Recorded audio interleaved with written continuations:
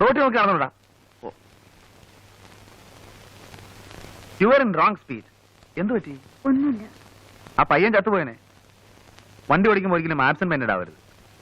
Wait.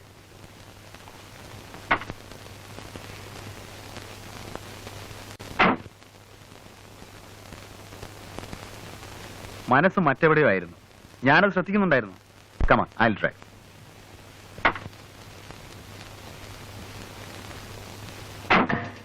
പേടിക്കണ്ട,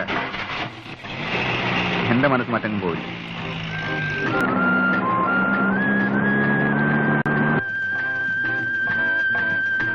എന്തിനാ ഇവിടെ നിർത്തിയത്?